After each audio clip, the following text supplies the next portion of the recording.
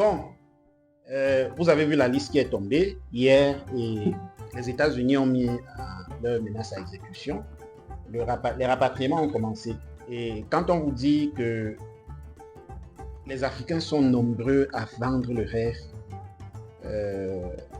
en Occident, vous ne croyez pas. Seulement pour les États-Unis, il y a plus d'1 million qui ont été rapatriés. Et non seulement 1 million qui a été rapatrié, il y a 11 millions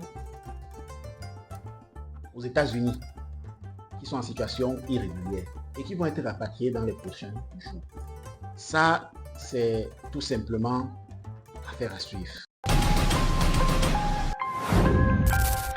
Nos pays regorgent beaucoup d'opportunités, mais les jeunes ne le savent pas.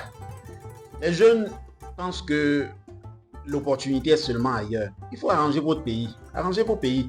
Quand vous allez aux États-Unis, comme ça, vous pensez que les qui ont arrangé les États-Unis, c'est les jeunes, c'est les gens, les habitants des États-Unis qui ont arrangé leur pays.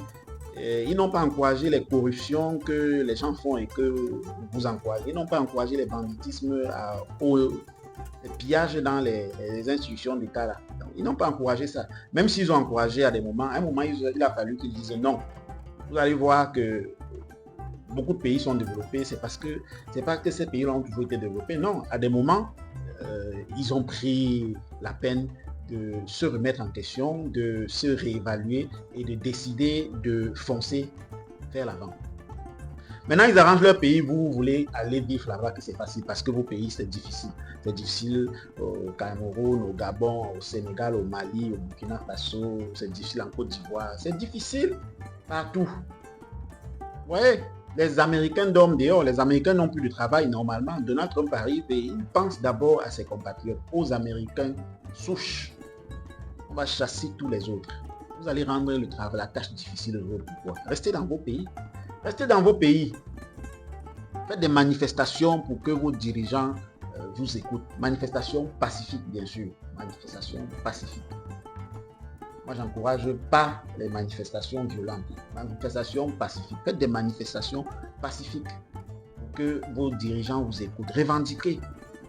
Allez voter. Quand on vous demande d'aller voter, les Africains, ça, c'est la partie qui me déboussole un peu sur les Africains. Les Africains, non, moi, je ne vais pas voter. Ça va sortir comme ça. Non, je ne vote pas. Et c'est comme ça, quand vous ne votez pas, et vous voulez aller chez les autres qui ont voté. Voilà.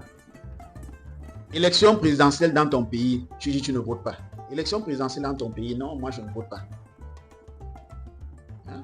Élection présidentielle dans ton pays, non, moi je ne vote pas. Mais tu veux aller voter, tu veux aller manger l'argent que les autres ont voté. Quelqu'un, un président qui travaille. Voilà. En situation irrégulière, beaucoup d'Africains sont en situation irrégulière aux États-Unis. On a rapatrié une bonne partie. Donc ne soyez pas surpris que ces jours-ci, vous voyez tonton tel ou bien votre fils tel revenir de façon très humiliante. Voilà. Il n'y a rien de pitoyable dessus. On ne va pas s'apitoyer sur le sort de ces gens-là. Ils ont juste choisi la mauvaise voie. C'est bon, c'est comme ça, comme nous autres qui restons en Afrique.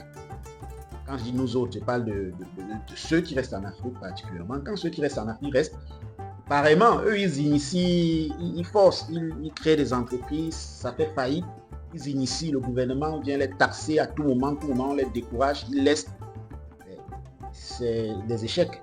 Vous aussi, quand vous avez préféré plutôt la facilité d'aller dans le pays de ceux qui ont déjà construit, vous êtes parti, c'est une initiative, on ne refuse pas, ça aurait pu marcher, mais quand ça n'a pas marché, vous revenez. On ne pleure pas. On ne va pas vous dire, ouais, Asia, non, pardon, regardez, bon, regarde, oh, non, il n'y a pas de pitié. Vous revenez et beaucoup de courage à vous. En même temps, c'est pas comme si on est content de votre situation. Vous revenez et voilà, vous cherchez à faire quelque chose dans votre pays ou alors vous cherchez à vous balader dans l'Afrique. Il y a les pays pleins là où on ne regarde pas. En Afrique, il n'y a pas besoin de visa. Vous allez dans les pays des autres qui mettent les visas parce qu'on ne veut même pas vous voir. Vous restez en Afrique. Trouvez-vous quelque chose à faire en Afrique. Trouvez-vous quelque chose à faire en Afrique. Il y a de la place en Afrique.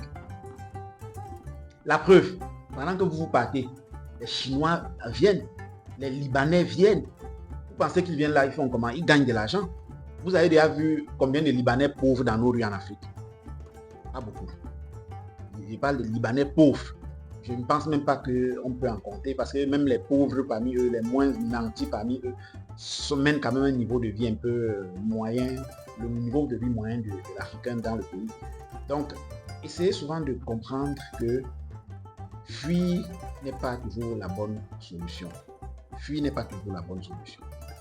C'est pas facile. Ceux qui restent au pays, c'est pas parce qu'ils ne peuvent pas partir. Ceux qui restent au pays, c'est pas parce qu'ils sont trop forts.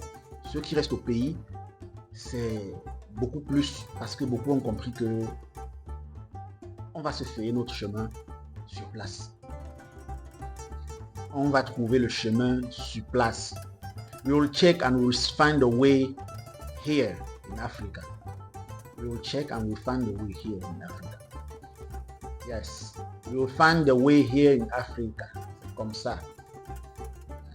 L'Afrique regorge beaucoup de richesses. Beaucoup d'opportunités. Beaucoup. Nos chefs d'État nous empêchent de saisir certaines, c'est vrai, mais il reste encore plein d'opportunités. La preuve, quand vous partez, il y en a qui arrivent et qui saisissent les opportunités. Quand un Libanais saisit son opportunité, il fait venir 400 autres Libanais derrière lui. Quand un Chinois saisit son opportunité, il fait venir 500 autres Chinois derrière lui. C'est comme ça. Vous libérez l'espace dans vos pays en Afrique, les Chinois et les Libanais récupèrent. Qui part à la chasse, perd sa place. Abimté.